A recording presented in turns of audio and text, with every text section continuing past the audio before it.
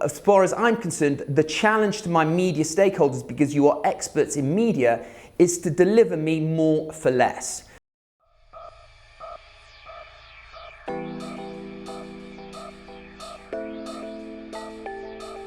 Hello, welcome to Media Snack. Hello from New York. Welcome from London. So we are continuing. If you watched the last episode, which we should link on up here,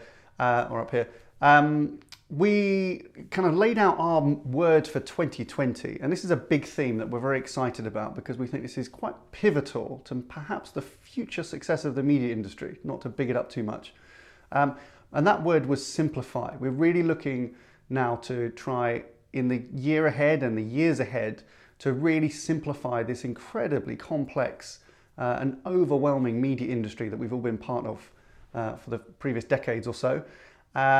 Now today, continuing that, we want to look at the role that the CMO, the Chief Marketing Officer, is going to play. And we believe, or our hypothesis, David, right, is that the CMO can save the media industry.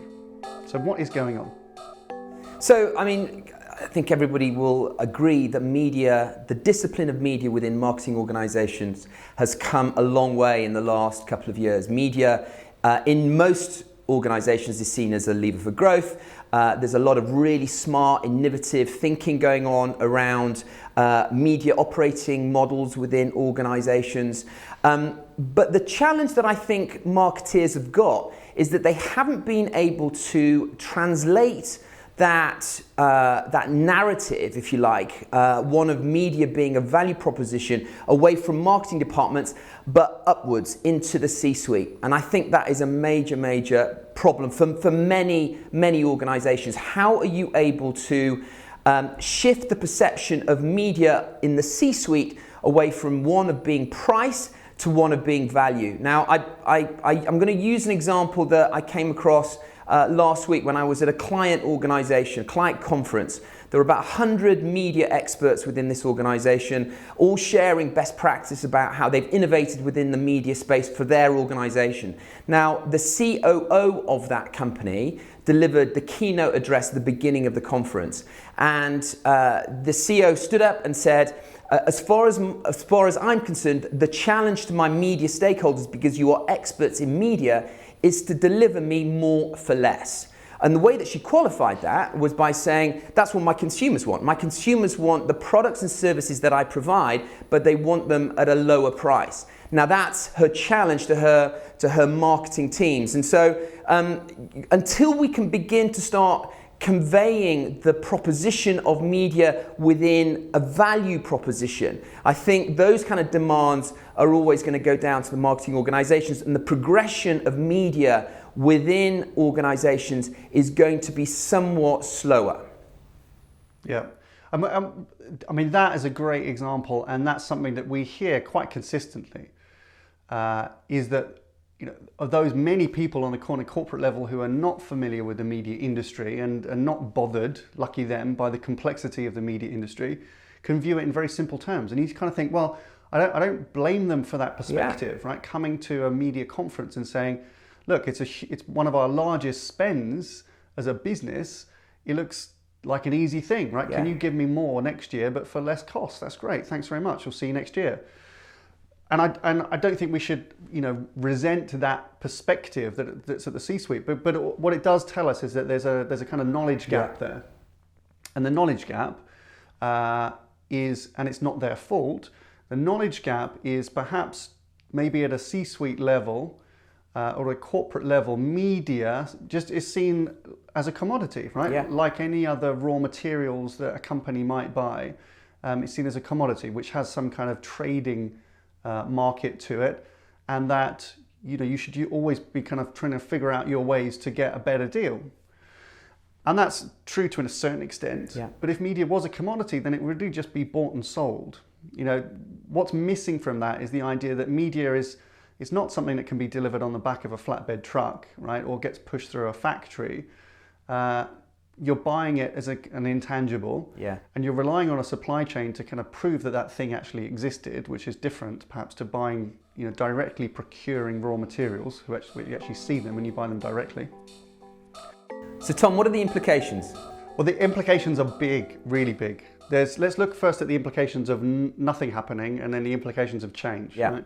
The implications of nothing happening and media continuing to be looked at like a commodity that can deliver cheaper and cheaper will just continue, obviously, this commoditization, and the question will keep being asked by advertisers, give me like for less, or give me more for less. And that will be a cyclical thing. It will come back every 2 or 3 years. Pitches will be driven by cost. And the implication is there, of course, is that the agencies, unfortunately, just keep saying yes. You know, we've said this many times on Media Snack over the years. We also need agencies to push back if they think that prices are going to unrealistic places, right? But they keep taking part in these reverse auctions. They keep undercutting each other. They keep finding ways to show that there's a better deal for the marketer. So at some point, agencies have got to say no. But if they keep saying yes, then the implication goes on to the media owners or the publishers, exactly, who are continually being squeezed to reduce prices. And of course, the bigger implications of all of this is that news outlets are going bust, right? Journalism is not being funded, and it's, we could make some very big kind of implications from all of this, is that a lot of important journalism is being funded by advertiser revenue, and when that's being cut back and cut back and cut back, we're not holding ourselves or our governments or anyone else to account enough through, a good, honest, open, hard biting press. So there's kind of implications on all of this. I know that gets a bit kind of dark and doom and gloomy, and we're not resting that solely on the shoulders of the CMO, but that's the implications of nothing happening, right? The implication of something happening, right? And this is what we would advocate is that a CMO can be pivotal in reframing media as an investment to the business. And what they will do is help describe media in more simple terms. So they will bring simplicity to the boardroom when it comes to media, because it's a big amount of money, right? Media is something which should be discussed at C-level within organizations, because it's normally the second, third, fourth largest single line item of spend, woefully misunderstood. So the CMO can bring that, but with simplicity. And as an industry, we all have to help CMOs in providing that simplicity to their boards. Secondly, they're going to bring creativity, because we have lost sight of media as a marketing discipline. It's a massive problem, which is throughout the whole industry, right? We are in danger of becoming a highly optimized, algorithmic, executional, transactional industry, which frankly will all replace all of us with computers at some point, because there's very little human, thought that often goes into lots of this stuff. It's increasingly being automated. We've got to find a role for humans in this, and CMOs can be the champions for that, to champion again media as a marketing discipline and demand creativity from media, celebrate it, ask for it. And the other thing that CMOs need to do is to bring effectiveness into the conversation. Yeah. We've spent a decade talking about cost efficiency of media. We've got to start really interrogating media planning and media buying based on its effectiveness at driving or contributing to some form of business outcome. Yeah. So for me, that's a 3-part manifesto for CMOs to help us pivot as an industry and help their corporate level peers understand. It's simplicity, creativity and effectiveness. Those should be the messages that we should be supporting CMOs to deliver to their organizations. Yeah. Okay, mate. Well, so small little problem there. So what are we going to do about this? Well, I think there's 2 things that the most successful marketeers that I've come across do very, very well. And the first thing is that they manage to use language that the C-suite understands. So they're able to translate often the complexities and the nuances of a very complicated, confusing media language into a narrative that the C-suite get and they understand. Okay, so speaking at their level is the first entry point. And the second thing that successful CMOs do in this area is that they're able to qualify and articulate the return on investment that kind of media does deliver. So speaking in their language by illustrating the impact that media has in driving a business outcome. Now, if you can qualify that, you can justify that to a CEO and a CFO, then the pressure will be off media. They will look to reinvest. We have one client that has done that so successfully that the business has invested in nearly 100 media stakeholders, media professionals internally, because they see the impact and the power of media. So not only is that company over-investing in media as a discipline, but it's over-invested in resourcing around that discipline, because they believe that having the right people in place will accelerate